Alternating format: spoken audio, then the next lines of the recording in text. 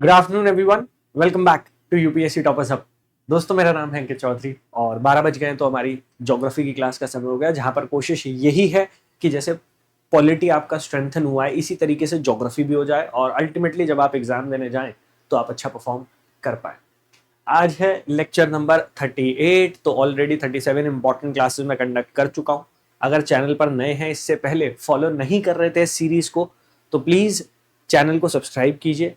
Playlist के section में जाइए, आपको टारगेट 125 प्लस के नाम से सीरीज मिल जाएगी। पॉलिटी सब्जेक्ट से हमने शुरुआत की, ज्योग्राफी पर हम आ गए हैं, तो जितनी क्लासेस है वो सारी की सारी देख लीजिए। बहुत इंपॉर्टेंट है, आपके बहुत काम आने वाली है यूपीएससी प्रीलिम्स एग्जाम में। ठीक है, चलिए आज की क्लास को आगे बढ़ाते हैं। सबसे पहले तो आपको करना क्या है, आपको एक क्यूआर कोड स्कैन करना है। इसको स्कैन कर लो, टेलीग्राम चैनल से जुड़ जाओगे। टेलीग्राम चैनल पर आपको क्लास की पीडीएफ और क्लास शुरू होने से पहले क्लास का नोटिफिकेशन दोनों मिल जाएगा।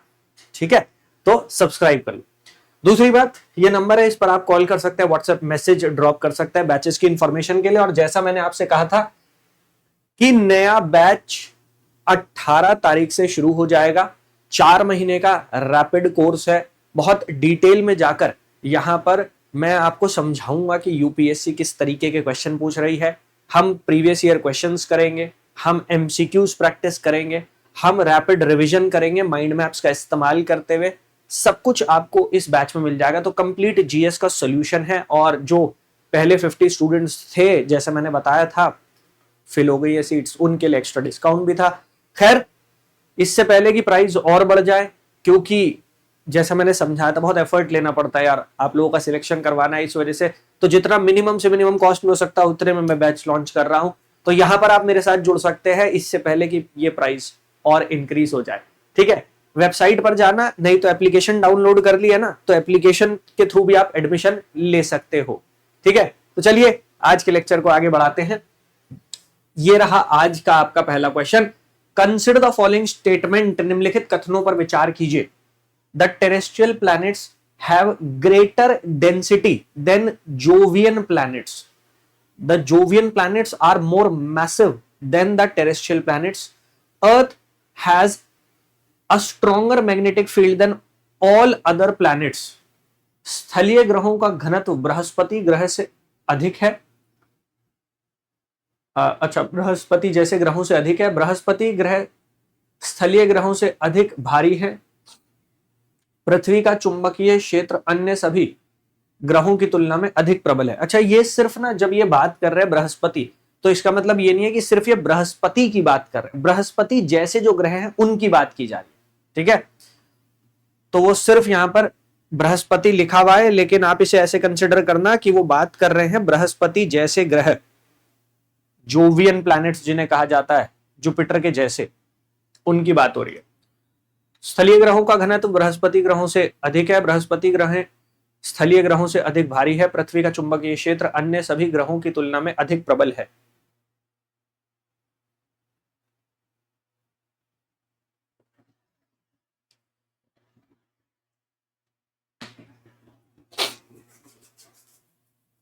क्या हो जाएगा भैया answer?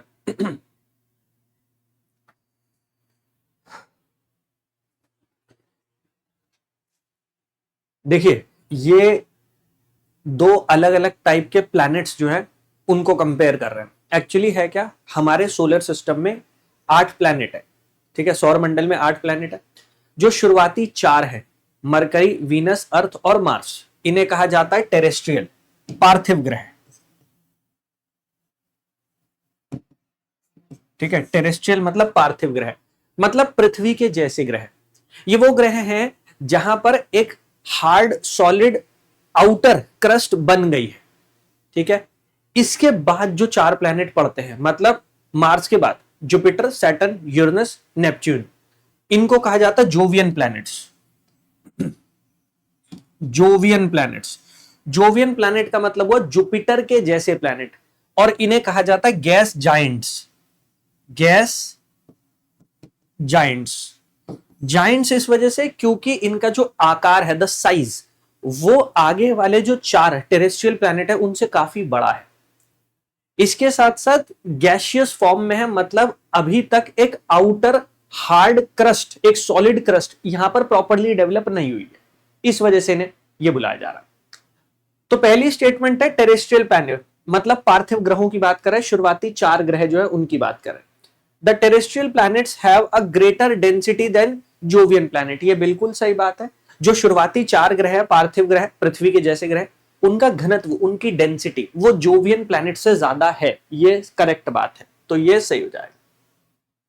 Jovian planets are more massive than terrestrial planet, ये मैंने आपको बताया, गैस जायंट कहा जाता है, गैस से बने हुए बड़े बड़े प्लैनेट्स।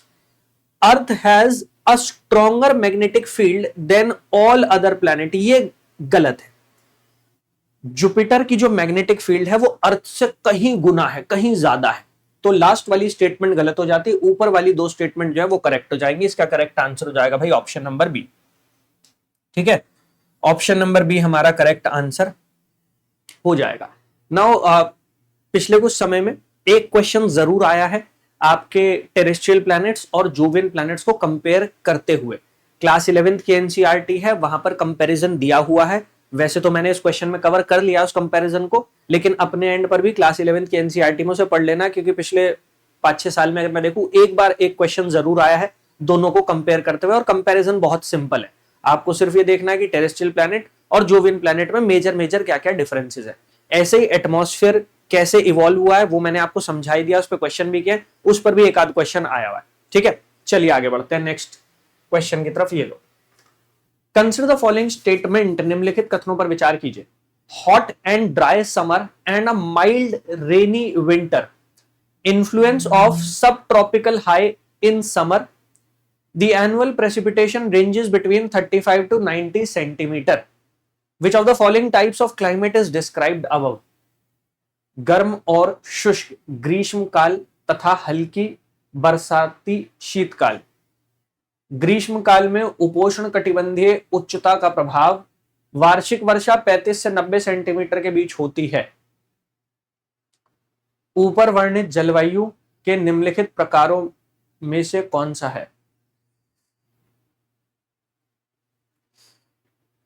मतलब इस टाइम पढ़ाते हुए भी ना वो होता है, मतलब बोलने में भी थोड़ा फंबल हो जाता है, इतनी सर्दी हो रही है, इतनी ठंड लग रही है। Influence of subtropical high in summer, annual precipitation ranges between 35 to 90 centimeter, hot and dry summer and a mild rainy winter. क्या हो जाना चाहिए करेक्ट आंसर? देखो, कुछ टॉपिक्स ऐसे हैं जिनके लिए मैंने आपसे बार बार कहा है कि आइडेंटिफायर्स हैं, उन्हें आइडेंटिफाई कर लो। जैसे फॉरेस्ट की अगर हम बात करते हैं तो जंगलों के लिए मैंने आपको समझाया है कि जो ट्रीज होते हैं वो आइडेंटिफायर का काम करते हैं। तो अगर आपने समझ लिया कि कौन सा वाला पेड़, कौन सा वाला ट्री किस फॉरेस्ट टाइप में मिल रहा है, आप आइडेंटिफाई कर पाओगे अगर इस तरीके से क्वेश्चन बनाते हैं वो इस फॉर्मेट में। इसी तरीके से क्लाउड्स,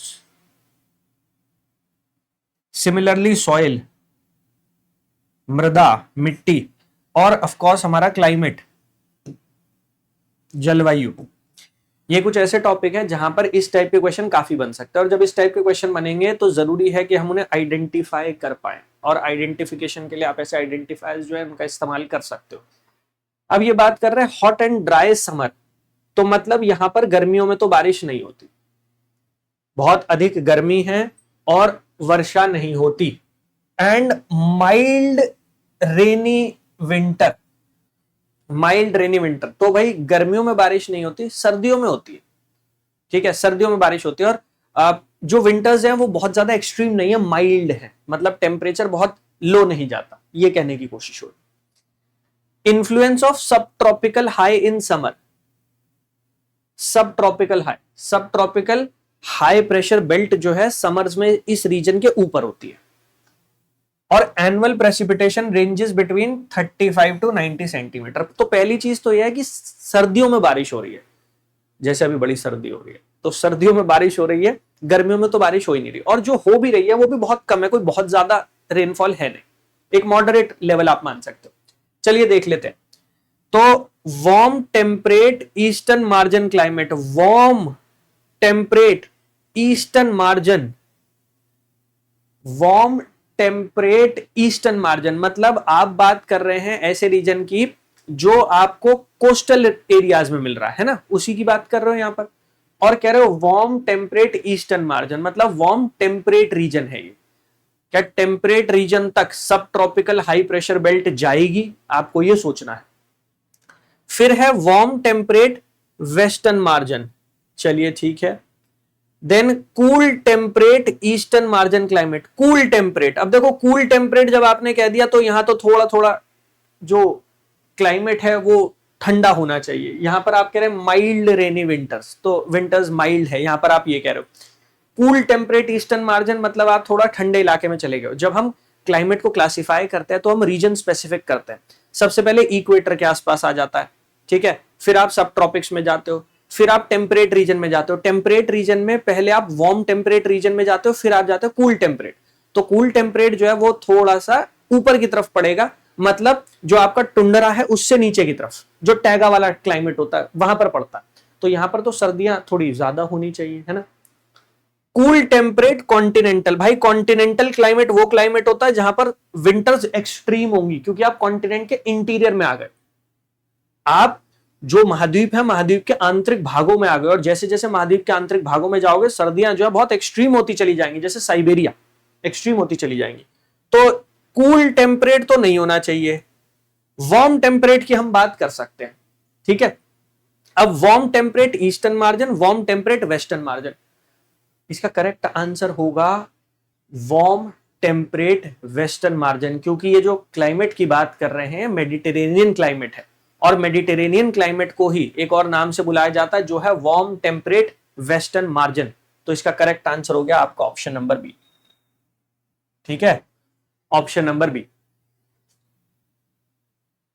अब इस टाइप के क्वेश्चन अटेम्प्ट करने के लिए ना आपको क्लाइमेट की नॉलेज होनी चाहिए और प्रैक्टिस होनी चाहिए, तभी वहां पर आप अटेम्प्ट कर सकते हो। अदरवाइज मैं आपको बता रहा हूं क्या होगा, ऐसे क्वेश्चन में वहां जाके बच्चा फिर तुक्का मारने की कोशिश करता है, वो तुक्केबाजी चलती है। हमें वो नहीं करना है। पहले क्लाइमेट को समझ लो, क्लाइमेटिक जोन्स को समझ लो, जोन्स के अकॉर्डिंग ईस्टर्न मार्जिन पर कैसा क्लाइमेट होता है, वेस्टर्न मार्जिन पर कैसा क्लाइमेट होता है, वार्म टेम्परेट रीजन कौन सा है, कूल टेम्परेट रीजन कौन सा है, सब ट्रॉपिकल रीजन कौन सा है, वो सारी चीजें जब आप प्रॉपर्ली स्टडी कर लोगे उसके बाद आप इन्हें आइडेंटिफाई कर पाओगे। ठीक है, चलिए नेक्स्ट क्वेश्चन की तरफ बढ़ते हैं। बी हो जाएगा इसका करेक्ट आंसर। ये लो, consider the following regarding Siberian climate, साइबेरियाई जलवायु के संबंध में निम्नलिखित पर विचार कीजिए। साइबेरियन क्लाइमेट,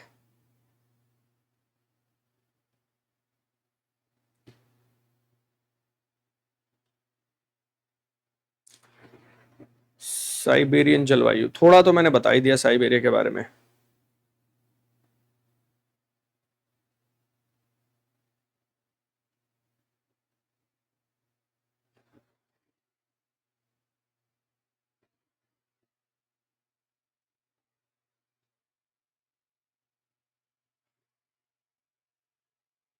कॉन्टिनेंट के इंटीरियर में है, एक्सट्रीम वेदर, थोड़ा तो बता ही चुका हूं। Consider the following regarding Siberian climate, साइबेरियाई जलवायु के संबंध में निम्नलिखित पर विचार कीजिए। Annual precipitation is high in the interior patch of Eurasian continent. The climate is absent in the southern hemisphere. Evergreen coniferous forest vegetation is predominantly found.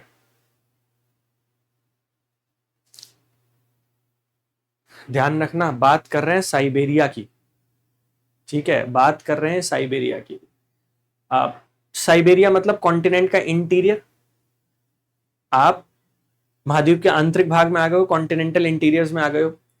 Continent के इंटीरियर में,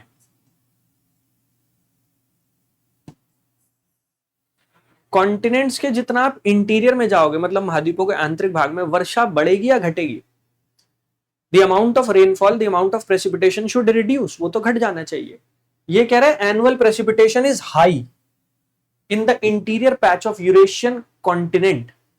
यूरेशियाई कॉन्टिनेंट के आंतरिक भागों में बारिश जो है वो अधिक होती है। जो रेनफॉल ज्यादा होती है वो ओशंस के ऊपर होती है, और जो मार्जिन है कॉन्टिनेंट की, मतलब कोस्टल रीजन, तटवर्ती क्षेत्र, वहां ज्यादा होती है, क्योंकि रेनफॉल के लिए जरूरी है कि पहले वाटर का सोर्स होना चाहिए। जब वाटर का सोर्स होगा तभी तो इवेपोरेशन होगा। पहले वाष्पीकरण होगा, वाष्पीकरण के बाद बादल बनेंगे, उसके बाद वर्षण होगा। तो पहले इवेपोरेशन होना चाहिए, फिर कंडेंसेशन होगा, कंडेंसेशन से क्लाउड बनेंगे, फिर प्रेसिपिटेशन की तरफ जाओगे आप। So it is important that there is source of water. और जैसे जैसे इंटीरियर की तरफ जाते हो वो सोर्स कम होने लग जाता है, खत्म हो जाता है। तो ओशंस के ऊपर ज्यादा बारिश होगी, कोस्टल रीजन में ज्यादा बारिश होगी, इंटीरियर में ज्यादा बारिश हो ही नहीं सकती। ठीक है, तो ये तो गलत हो जाना चाहिए। Climate is absent in southern hemisphere. अब जब आप दक्षिणी गोलार्ध की बात करते हो, सदर्न हेमिस्फेयर में 40 डिग्री साउथ के नीचे की तरफ लैंड मास है ही नहीं, ऑलमोस्ट एब्सेंट है, नेग्लिजिबल अमाउंट। और क्योंकि वहां पर लैंड मास नहीं है, इसी वजह से ये क्लाइमेट कैसे डेवलप हो जाएगा। तो जब हम बात करते हैं साइबेरियन क्लाइमेट की, तो साइबेरियाई जलवायु नॉर्दर्न हेमिस्फेयर में ही मिलेगी, उत्तरी गोलार्ध। सदर्न हेमिस्फेयर में वो नहीं डेवलप हो रही। क्यों नहीं डेवलप हो रही? बिकॉज लैंड मास नहीं है। 40 डिग्री साउथ के नीचे considerable mass of land mass absent है, वो है ही नहीं। और जब वो है ही नहीं तो क्लाइमेट कैसे डेवलप होगा? So correct. Evergreen coniferous forest vegetation is predominantly found. Evergreen coniferous, ये बिल्कुल सही बात है। सदाहरित कोणधारी वृक्ष जो है वो आपको वहां पर मिलते हैं। और ये एवरग्रीन कोनिफेरस फॉरेस्ट, ये लंबरिंग एक्टिविटी में बहुत इंपॉर्टेंट है। लंबरिंग का मतलब होता है ट्रीज जो है उनको कट करना, पेड़ों को काटना और उनका कमर्शियल यूटिलाइजेशन, वाणिज्यिक कार्यों में उनका आपको इस्तेमाल करना। तो इकोनॉमिक पॉइंट ऑफ व्यू से ये इंपॉर्टेंट हो जाते हैं, लंबरिंग एक्टिविटी के पॉइंट ऑफ व्यू से ये इंपॉर्टेंट हो जाते हैं। तो करेक्ट आंसर हो जाएगा ऑप्शन नंबर बी। ठीक है, ऑप्शन नंबर बी।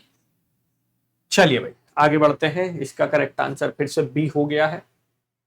ये लो भाई नेक्स्ट।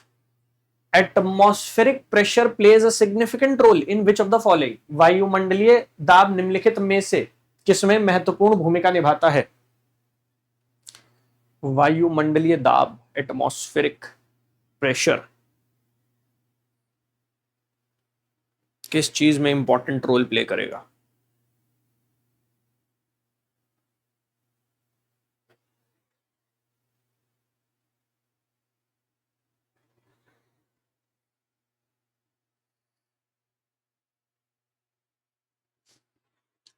उष्ण कटिबंधीय चक्रवात, महासागरीय धाराएं, जल ज्वालामुखी और वर्षा, tropical cyclones, ocean currents, volcanoes और रेनफॉल।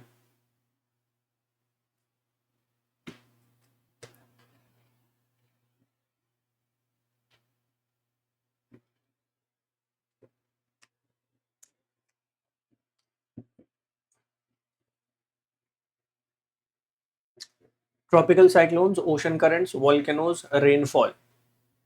उष्ण कटिबंधीय चक्रवात, महासागरीय धाराएं, ज्वालामुखी और वर्षा। एटमॉस्फेरिक प्रेशर की बात हो रही है, वायुमंडलीय दबाव।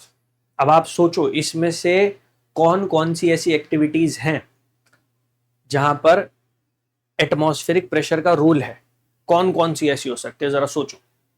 सबसे पहले ट्रॉपिकल साइक्लोन, उष्ण कटिबंधीय चक्रवात। अब जब आप उष्ण कटिबंधीय चक्रवातों की बात करते हो, ट्रॉपिकल साइक्लोन्स, तो ट्रॉपिकल साइक्लोन को क्या कहा जाता है? लो प्रेशर सिस्टम,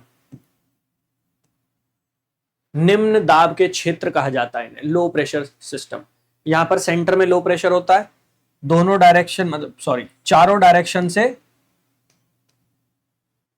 डायरेक्शन से इस लो प्रेशर को फिल करने के लिए एयर सेंटर की तरफ भागती है ना। कोरियोलिस इफेक्ट की वजह से फिर वो रोटेट करती है और ऊपर की तरफ राइज करती है। तो यहां तो प्रेशर का रोल है कि, और पहले ही हमने देखा कि ट्रॉपिकल साइक्लोन्स के फॉर्मेशन में एक pre existing low pressure centre होना चाहिए, जिसे हम डिप्रेशन के नाम से बुलाते हैं, है ना। तो ये तो करेक्ट है। फिर हम बात कर रहे हैं ओशन करेंट्स, महासागरीय धाराएं। देखिए ओशन करेंट्स के फॉर्मेशन में भी एक इंपॉर्टेंट रोल है। हम देखते हैं ओशन करंट जो चलना शुरू करते हैं उसमें एक इंपॉर्टेंट रोल होता है स्लोप का, ढलान का, है ना। स्लोप, ढलान। अब आप सोचिए जहां पर हाई प्रेशर है, जहां पर उच्च दाब है, वहां पर क्या होगा? वहां पर पानी थोड़ा सा नीचे की तरफ चला जाएगा। इसका सबसे अच्छा एग्जांपल है जो करंट्स इक्वेटर से ट्रॉपिकल रीजन की तरफ जाते हैं, north equatorial current, south equatorial current. ये भूमध्य रेखा से कहां जा रहे हैं? ये जा रहे हैं उष्ण कटिबंधीय या उपोष्ण कटिबंधीय क्षेत्रों में। अब जब आप बात करते हैं सब ट्रॉपिकल रीजन की, तो सब ट्रॉपिकल रीजन में क्या है, हाई प्रेशर है। हाई प्रेशर की वजह से क्या होगा, पानी थोड़ा नीचे की तरफ दब जाएगा। वहीं इक्वेटर के आसपास क्या है, बहुत ज्यादा हीट है। हीट होने की वजह से क्या होगा, लो प्रेशर होगा, तो जो पानी की हाइट है वो थोड़ी सी ज्यादा हो जाएगी, तो एक स्लोप बन जाता है। तो यस, ओशन करंट्स में एक इंपॉर्टेंट रोल हो जाता है, महासागरीय धाराओं में महत्वपूर्ण भूमिका है। वोल्केनोज, वोल्केनोज के फॉर्मेशन में, वोल्केनिक इरप्शन में कोई मेजर रोल है नहीं, सिग्निफिकेंट रोल है नहीं एटमॉस्फेरिक प्रेशर का। रेनफॉल, एक टाइप की रेनफॉल होती है जिसे हम कहते हैं कन्वेक्शनल रेनफॉल, याद है। और इक्वेटर के आसपास कन्वेक्शनल रेनफॉल, संवहनीय वर्षा ही आपको देखने को मिलती है। देखिए, जहां पर लो प्रेशर है वहां पर एयर ऊपर की तरफ राइज करेगी। अगर इस एयर में मॉइस्चर है तो क्लाउड्स फॉर्म होंगे, और क्लाउड्स फॉर्म होंगे तो प्रेसिपिटेशन होगी। हम देखते हैं कि दुनिया में सबसे बड़े जो गर्म आपके मरुस्थल हैं, सबसे बड़े हॉट डेजर्ट्स, वो कहां पर पड़ते हैं, वो पड़ते हैं सब ट्रॉपिकल हाई प्रेशर बेल्ट में। क्यों, क्योंकि उसका एक बड़ा रीजन है कि सब ट्रॉपिकल हाई प्रेशर बेल्ट में एयर डिसेंड करती है, हवा नीचे की तरफ बैठती है। और जब हवा नीचे की तरफ बैठेगी तो क्या होगा, क्लाउड्स फॉर्म नहीं होंगे, और क्लाउड्स फॉर्म नहीं होंगे तो बारिश नहीं होगी। तो वो हाई प्रेशर बेल्ट है जहां पर हवा नीचे बैठती है, लो प्रेशर बेल्ट पर हवा ऊपर की तरफ उठती है और प्रेसिपिटेशन के चांसेस बढ़ जाते हैं। सो यस, रेनफॉल में भी इंपॉर्टेंट रोल हो जाएगा। तो 1, 2 और 4 होगा इसका करेक्ट आंसर। ठीक है, 1, 2 और 4 का मतलब हो गया ऑप्शन नंबर सी होगा इसका correct answer, option number C. Clear है, ठीक है, सी हो गया करेक्ट आंसर। चलें आगे, लो भाई नेक्स्ट।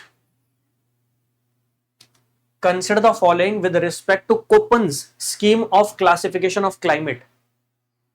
कोपन की जलवायु वर्गीकरण योजना के संबंध में निम्नलिखित पर विचार करें।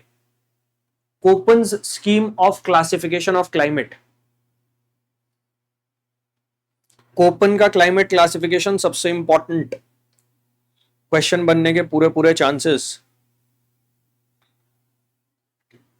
आपकी एनसीईआरटी में भी कोपन का क्लाइमेट क्लासिफिकेशन दिया गया है इंडिया के कॉन्टेक्स्ट में। Consider the following with respect to Koppen scheme of classification of climate. Koppen की जलवायु वर्गीकरण योजना के संबंध में निम्नलिखित पर विचार करें। सबसे पहले है, it recognised 5 major climatic groups of the world based on temperature and precipitation. The areas where potential evaporation exceeds precipitation are categorized as dry climate groups. इसने तापमान और वर्षा के आधार पर विश्व के 5 प्रमुख जलवायु समूहों को मान्यता दी। वे क्षेत्र जहां संभावित वाष्पीकरण वर्षा से अधिक है शुष्क जलवायु समूहों के रूप में वर्गीकृत है। कोपन के क्लाइमेट क्लासिफिकेशन को समझने में बहुत बार बच्चों को मुश्किल आती है, दिक्कत आती है। अब जो मैं आपको समझाने वाला हूं उसको अपने दिमाग में बिठाना, आई होप इसके बाद वो दिक्कत नहीं आनी चाहिए आप। ठीक है, देखिए सबसे पहले समझिए कि जब भी कोई क्लाइमेट को क्लासिफाई करता है, चाहे कोपन ने किया है, चाहे स्टैंप ने किया है, चाहे त्रिवार्था ने किया, जब भी कोई करेगा तो क्लाइमेट का क्लासिफिकेशन मेनली किसके बेसिस पर होता है, वो होता है टेम्परेचर और प्रेसिपिटेशन।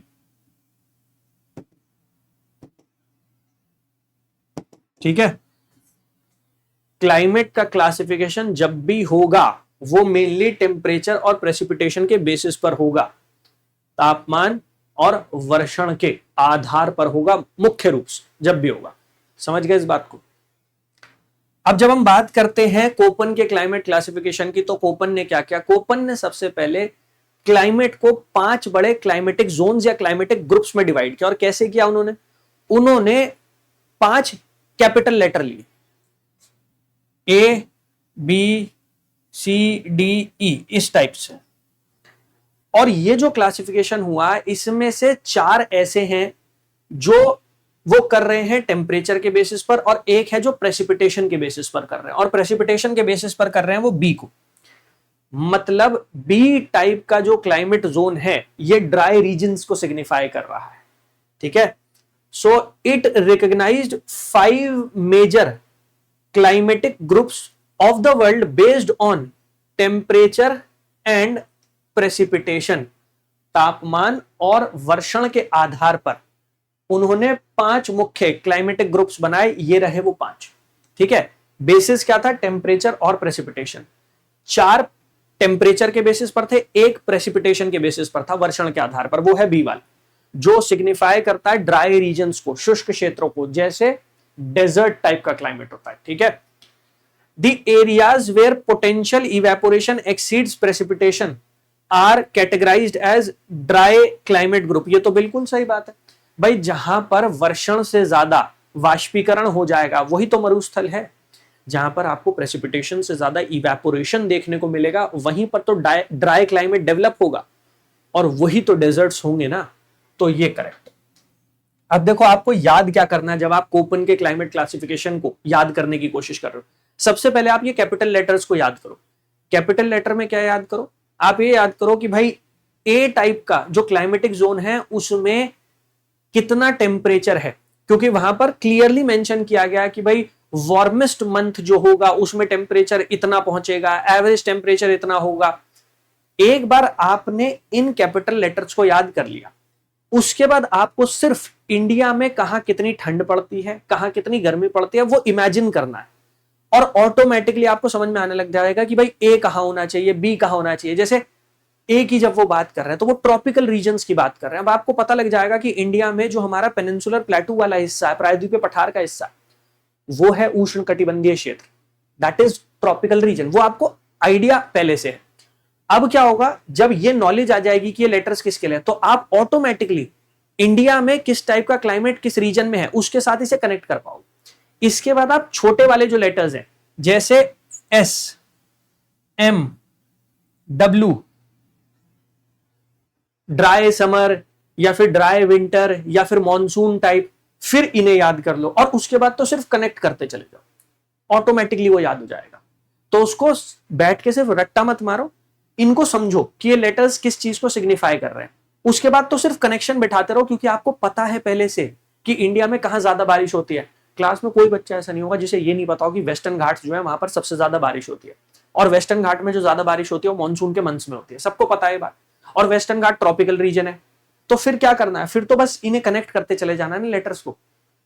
हमें पता है कि हमारा जो तमिलनाडु का रीजन है वो ट्रॉपिकल रीजन है, लेकिन वहां पर विंटर्स में बारिश होती है, उस हिसाब से बस आपको कनेक्ट करना। समझ गए? तो इसका करेक्ट आंसर हो जाएगा option number C. So rather than mugging it up, रट्टा मारने से बेटर है कि इनको अंडरस्टैंड कर लो कि कौन सा लेटर किस चीज को सिग्निफाई कर रहा है, और फिर कनेक्शन बैठाते रहो, हो जाएगा। लो भाई आगे बढ़े, ये लो। कंसिडर द फॉलोइंग स्टेटमेंट, निम्नलिखित कथनों पर विचार कीजिए। Statement 1, water vapour, nitrogen, carbon dioxide and oxygen are a few gases that significantly contributed to the earth's early atmosphere. Continuous volcanic eruptions contribute water vapor and gases to the atmosphere. जलवाष्प, nitrogen, carbon dioxide और oxygen कुछ गैसें हैं जिन्होंने पृथ्वी के प्रारंभिक वायुमंडल में महत्वपूर्ण योगदान दिया। निरंतर ज्वालामुखी विस्फोट वायुमंडल में जलवाष्प और गैसों का योगदान करते हैं।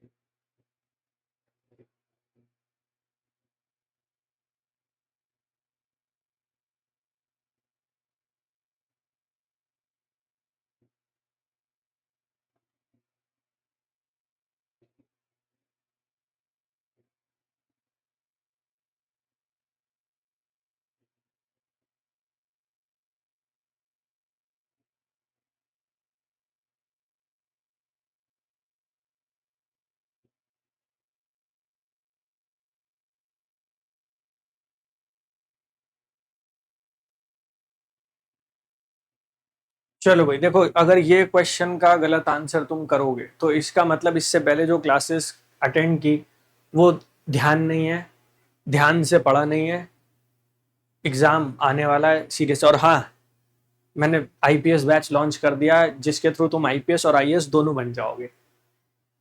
कोशिश यही रहेगी इस बार कि पर्सनल टच बैठाऊं आपके साथ, काम करें अगले 4 महीने और रिजल्ट दे। वो रिजल्ट आपके लिए भी इंपॉर्टेंट है, वो रिजल्ट मेरे लिए भी इंपॉर्टेंट है, और जो शुरुआत हुई थी वो शुरुआत इसीलिए हुई थी कि हमें एक अच्छा रिजल्ट देना है। सो याद रखिएगा, लॉन्च हो गया है, जुड़ जाइएगा। जब जुड़ोगे तभी मौका दोगे कि उस एग्जाम को क्रैक करवा पाओ अपने तरीके से। जैसे मैंने अभी कोपन के क्लाइमेट क्लासिफिकेशन को समझाया, ऐसे बहुत सारे टॉपिक है जिन्हें सिंप्लीफाई करना होता है जिससे वहां याद आ जाए। वो देखो, सिर्फ पढ़ के चला जाऊं, वहां पर एग्जाम में बैठ जाऊं और मेरा एग्जाम क्लियर हो जाए, वो अगर सोच है ना, तो आपको ये भी रियलाइज करना पड़ेगा कि रिवीजन का कितना ज्यादा इंपॉर्टेंस बढ़ गई है रिवीजन की। 3 4 5 बार जब रिवाइज करोगे तभी एग्जाम हॉल में जाके कॉन्फिडेंट महसूस करोगे, तभी जब क्वेश्चन को देखोगे तो चीजें रिकॉल कर पाओगे। वो रिकॉल नहीं होता एग्जाम हॉल में, इसीलिए तो टेंशन बढ़ जाती है, इसीलिए तो सिली मिस्टेक्स हो जाती हैं, खुद पर भरोसा नहीं होता, वो कॉन्फिडेंस नहीं होता। तो बहुत कुछ ऐसा है जिस पर वर्क करना है और ये मेक श्योर करना है कि भाई अल्टीमेटली वो रिजल्ट हम अचीव कर पाए। ठीक है, ये क्वेश्चन गलत नहीं होना चाहिए। Water vapor, nitrogen, carbon dioxide and oxygen are a few gases that significantly contributed to the Earth's early atmosphere. हमने एटमॉस्फेयर का इवोल्यूशन देखा, और एटमॉस्फेयर का जो इवोल्यूशन था वो 3 स्टेजेस में हुआ। पहली स्टेज क्या थी? प्राइमोर्डियल एटमॉस्फेयर, पुरातन जलवायु। पुरातन जलवायु में क्या था? हाइड्रोजन और हीलियम, हाइड्रोजन और हीलियम ये थी। फिर क्या हुआ? फिर सन की तरफ से सोलर स्टॉर्म्स आए, सोलर विंड्स आई, वो हाइड्रोजन हीलियम को ज्यादातर बहा कर ले गई। इसके बाद सेकंड स्टेज शुरू हुई, डी गैसिंग वाली, और डी गैसिंग वाली स्टेज में water vapour, nitrogen, carbon dioxide, ये सारी गैसेस बाहर आई। और ऑक्सीजन तो और बाद में, जब फोटोसिंथेसिस होना शुरू हुआ उसके बाद जाकर ऑक्सीजन जो है इतनी बड़े अमाउंट में आपको मिलना शुरू हुई।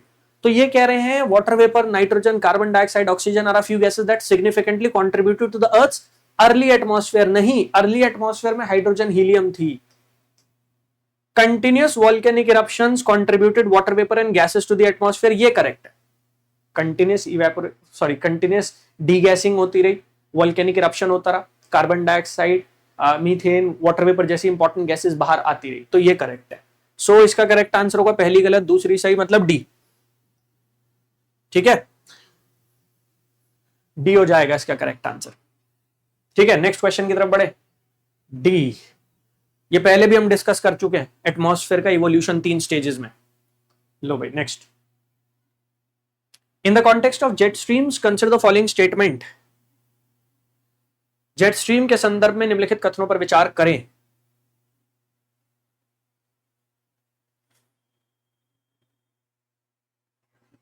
जेट स्ट्रीम के संदर्भ में निम्नलिखित कथनों पर विचार करें।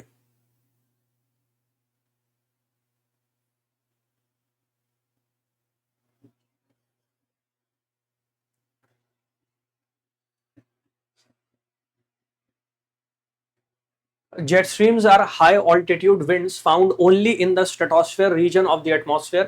They generally blow from west to east all across the globe. Jet streams are the strongest during both the northern and southern hemisphere winters.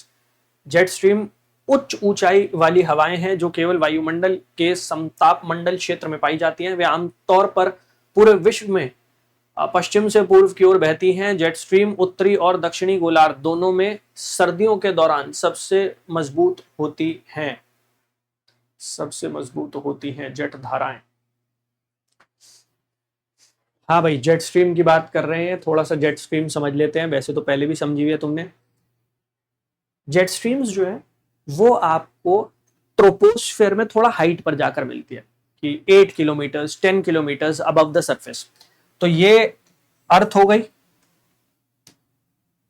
और इसके बाद जो एटमॉस्फेयर शुरू होता है उसकी पहली लेयर जो है उसको हम कहते हैं ट्रोपोस्फेयर, शोभ मंडल। ठीक है, अब शोभ मंडल, शोभ मंडल जहां पर खत्म होता है उसको कहा जाता है शोभ सीमा, ट्रोपोपॉज।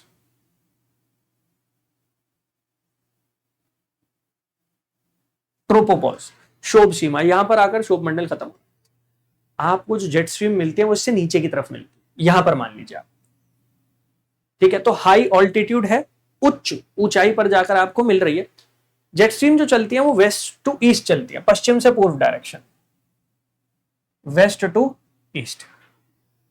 ठीक है, अब क्या क्या कह रहे हैं? Jet streams are high altitude winds found only in the stratosphere region of the atmosphere. नहीं, ये मेजरली आपको कहां पर मिल रही है? ये मेजरली मिल रही है आपको ट्रोपोस्फेयर में, शोभ मंडल में, और शोभ सीमा जो है ट्रोपोपॉज उससे नीचे की तरफ ही मिल रही है। They generally blow from west to east all across the globe. ये बिल्कुल सही बात है, पश्चिम से पूर्व दिशा में ये चलती है।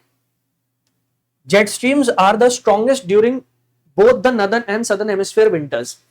देखिए, जेट स्ट्रीम डेवलप कहां पर हो रही है?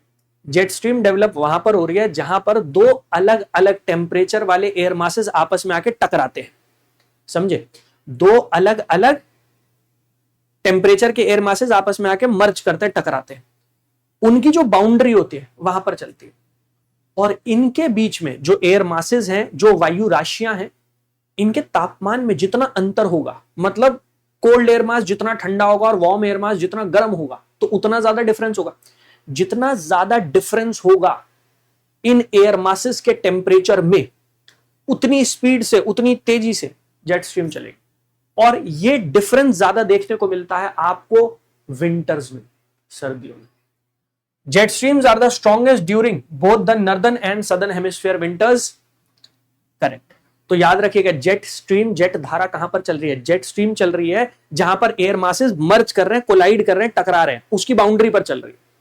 वेस्ट टू ईस्ट, जितना ज्यादा टेम्परेचर डिफरेंस उतना ज्यादा स्पीड से चलेगी जेट स्ट्रीम, और इसीलिए सर्दियों में वो ज्यादा स्ट्रांग हो जाती है, क्योंकि जो डिफरेंस होता है वो ज्यादा देखने को मिलता है। करेक्ट आंसर हो जाएगा आपका option number C.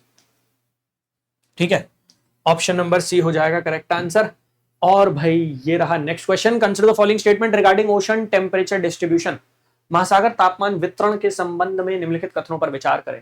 Thermocline layer is characterised by rapid decrease in temperature with increasing depth. In the Arctic and Antarctic circles only one layer of cold water exists. The ocean in the southern hemisphere record relatively higher temperature than in northern hemisphere.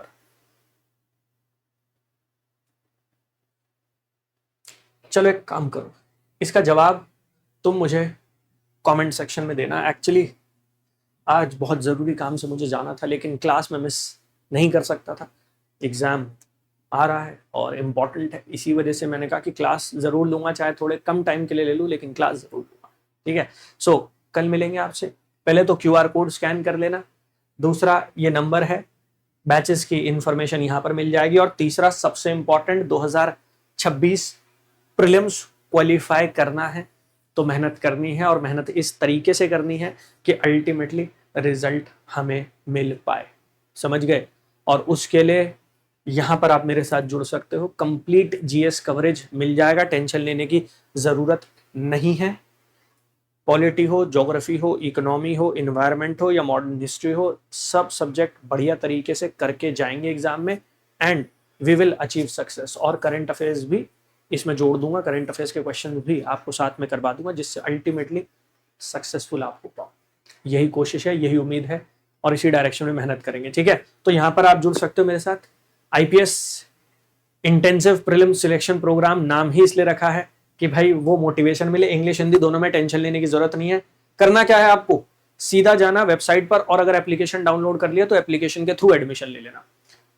UPSC toppers hub type कर देना, website आ जाएगी। जब भी मैं ये नाम लेता हूँ मुझे बड़ा फक्र महसूस होता है अपने ऊपर और तुम्हारे ऊपर। हमने एक साथ ये जर्नी शुरू की थी, है ना, अप्रैल मई में। कोशिश यही थी कि टॉपर्स प्रोड्यूस करें। एक बच्चे ने बताया कि सर राजस्थान PCS में इंटरव्यू की कॉल है। एक बच्चे का मेरे पास फोन आया कि सर बहुत लंबे समय से आपको फॉलो कर रहे हैं और इस बार UPSC का इंटरव्यू देकर आए हैं, और सबसे सरप्राइजिंग बात यह है, सबसे अच्छी बात यह है, हिंदी मीडियम से देकर आए हैं। तो हिंदी वालों, हो सकता है एक सिलेक्शन इस साल हमें मिल जाए। ठीक है, तो यहाँ पर आ जाओगे, सारे के सारे बैचेस दिख जाएंगे। सबसे पहले इंटेंसिव प्रीलिम सिलेक्शन ही दिखेगा आपको। यहाँ पर आ जाना, सारी डिटेल्स दी गई हैं। इनरोल नाउ पर क्लिक कर लेना। इनरोल नाउ पर क्लिक करोगे तो ऑप्शन आ जाएगा, वन टाइम पेमेंट आप कर सकते हो, इंस्टॉलमेंट में कर सकते हो, और डायरेक्टली एडमिशन लो और तैयारी में मेरे साथ जुड़ जाओ, जिससे अल्टीमेटली हम इस एग्जाम को क्रैक कर पाए। All right, so wish you all the very best. लग के मेहनत करेंगे, तैयारी करेंगे, अल्टीमेटली सक्सेसफुल हो जाएंगे। ठीक है, कोई डाउट हो, नंबर दिया गया, उस पर कॉल, व्हाट्सएप मैसेज ड्रॉप कर देना। थैंक यू, जय हिंद।